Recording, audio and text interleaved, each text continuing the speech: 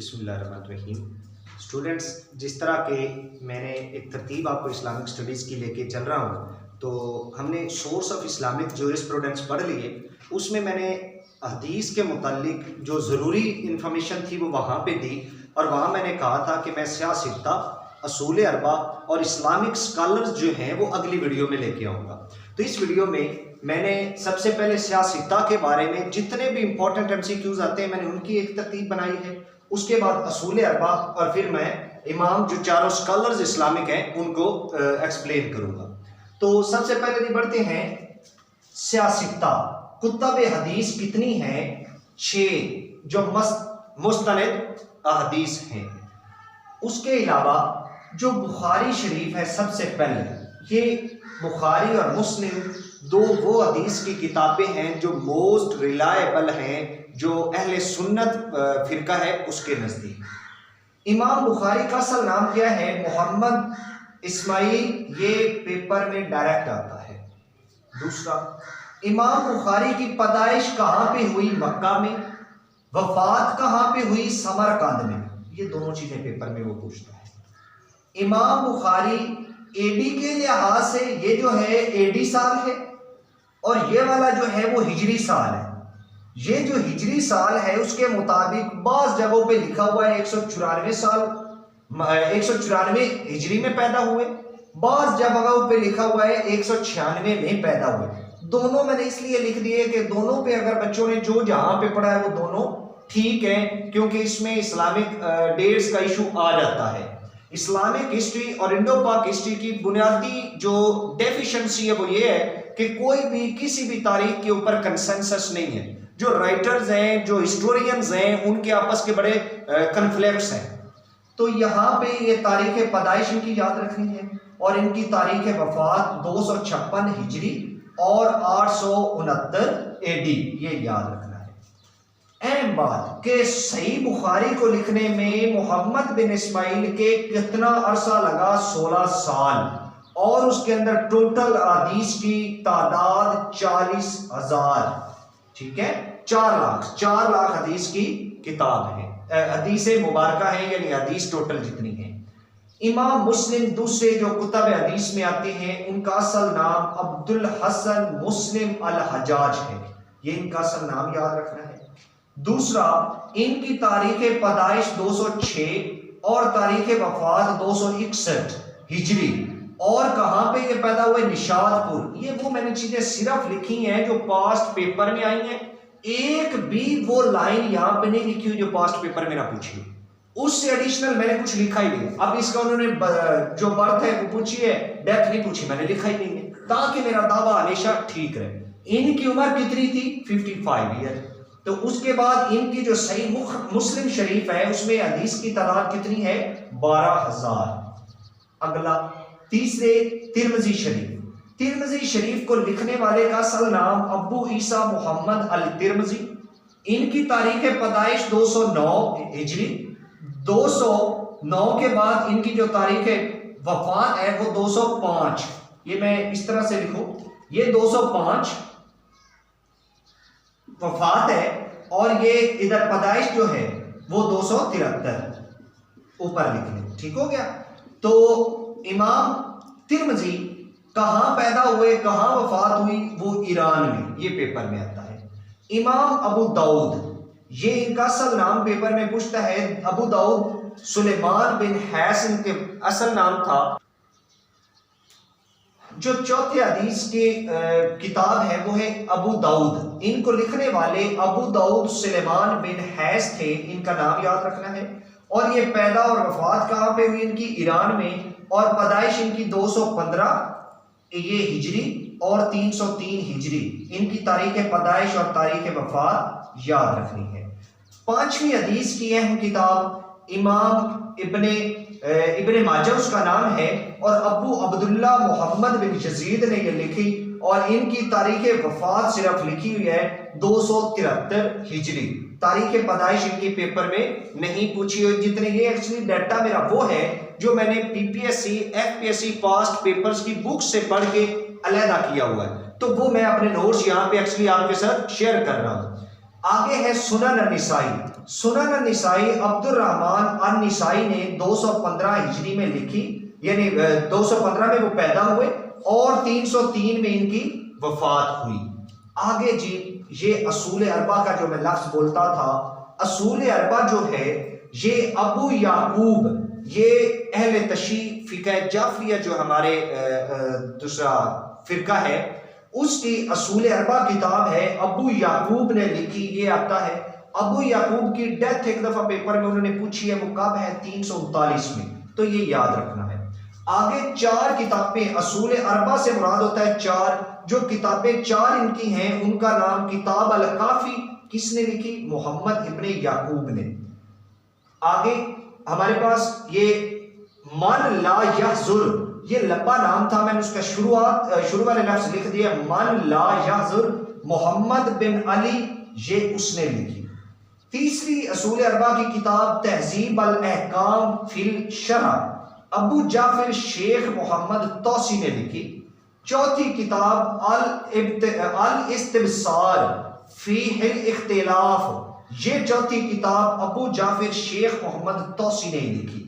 ये 4 किताबें थी असूल अरबा की। सियासिता के बाद हमने असूल अरबा देखा। अब बढ़ते हैं जी हमारे आजकल जो हम सुन्नी, हनफी, शाफी, मालिकी, हम्बली बने हुए हैं ना, फिरका वारियत में बटे हैं, उसकी बुनियादी जो सोर्स थे या जो बुनियादी उसके स्कॉलर थे इस्लामिक, वो ये 4 हैं। पेपर में इनके बारे में बहुत कुछ पूछा जाता है कि इस्लामिक स्कॉलर्स, ये FIA का हिस्सा हो, FPSC का हो, PPSC का हो, सब में ये चीजें डिफाइंड है, यानी इनके बारे में वो कोई ना कोई MCQ जरूर उठा लेता है। तो अगला फोकस मेरा है इस्लामिक स्कॉलर। सबसे पहले इमाम अबू हनीफा, बहुत ज्यादा इंपॉर्टेंट है। इमाम अबू हनीफा की तारीख पैदाइश 80 हिजरी और तारीख वफात 150 हिजरी। अगर दूसरे लफ्जों में 699 इनकी तारीख पैदाइश, 677 इनकी तारीख वफात है। अगली बात कि इमाम अबू हनीफा कूफा में पैदा हुए, ये पूछते हैं कि कहां पैदा हुए, और वफात हुई बगदाद में। और अहम तरीन बात कि कैद में इनकी वफात हुई थी इमाम अबू हनीफा की। इमाम अबू हनीफा के शागिर्द कौन थे? मोहम्मद इब्ने हसन किसके शागिर्द थे? इमाम अबू हनीफा के। अबू यूसुफ किसके शागिर्द थे? इमाम अबू हनीफा के। इमाम मोहम्मद किसके शागिर्द थे? अबू हनीफा के। ये तीनों बहुत इंपॉर्टेंट MCQs है। उसके बाद अब्बासी खलीफा, आपको पता है बनु उमैया और बनु अब्बास ये 2 इस्लामिक हिस्ट्री के पीरियड्स हैं। मैं इनको इंशाल्लाह डिटेल लूंगा खुलफाए राशिदीन के बाद। इसके बाद मैं जाऊंगा नबी करीम सल्लल्लाहु अलैहि वसल्लम की जात पे, फिर मैं जाऊंगा खुलफाए राशिदीन, फिर मैं आऊंगा बनु उमैया, बनु अब्बास, और इस तरह एक सीक्वेंस मेरा इस्लामिक स्टडी का इंशाल्लाह रहेगा। अब्बासी जो है अबू जाफर, अब्बासी खलीफा अबू जाफर ने इन्हें कहा कि आप काजी बन जाए, लेकिन इन्होंने वो ओहदा कबूल नहीं किया था। उसके बाद इनकी मशहूर किताब किताब अल आसार है और दूसरी किताब किताब अल खराज है। खलीफा हारून के दौर में इन्होंने किताब अल खराज लिखी, ये पेपर में आता है। दूसरे इमाम इमाम मालिक, इमाम मालिक की तारीख पैदाइश 93 हिजरी 711 AD, ये याद रखना है। इमाम मालिक की डेथ जो है 189 यानी 179 हिजरी 795 AD। मदीना में पैदा हुए, मदीना में वफात पाई इमाम मालिक ने, और इनका लक़ब दारुल हुजरात है। ये बहुत दफा सम टाइम आपको देखने में मिलेगा। अगला शागिर्द इमाम अबू कासिम इनके शागिर्द थे इमाम मालिक के, और इनकी किताब बहुत मशहूर, जिस तरह मैंने जब पढ़ा रहा था तो हजरत मूसा ईसा जब तुरात ज़बूर इंजील किताबें पढ़ाई थी वहां भी मैंने इसका जिक्र किया। अल मौता दौरे जदीद की किताब अल मौता है, ठीक है। और अल मौता जो है दौरे जदीद में लिखी गई और इसके अंदर हदीस की तादाद 1720 है, ये इमाम मालिक ने लिखी। और इमाम शाफी जो है तीसरे इमाम हैं इस्लामिक स्कॉलर्स के MCQs जब पढ़ते हैं आप तो तीसरे इस्लामिक स्कॉलर्स इमाम शाफी हैं, जो 150 में पैदा हुए, 204 में वफात पाई। आगे बाकी साथ मैंने लिखा है 780 में पैदा हुए, 820 में वफात पाई। गजा बहुत इंपॉर्टेंट, ये गजा में वफात नहीं पैदाइश हुई इमाम शाफी की, ये है। गजा आपको पता है किधर है? फलस्तीन के अंदर। तो इमाम शाफी के मानने वाले उधर ज्यादा लोग हैं। गजा में इन्होंने पैदाइश हुई मिस्र में इनकी वफात हुई और मोहम्मद इब्ने अदरीस इनका सरनाम था। ठीक है, ये पेपर में आ जाता है। फातिमी हुकूमत ने शाफी फिरका खत्म कर दिया। किस हुकूमत ने खत्म किया था शाफी? ये आपके सामने है।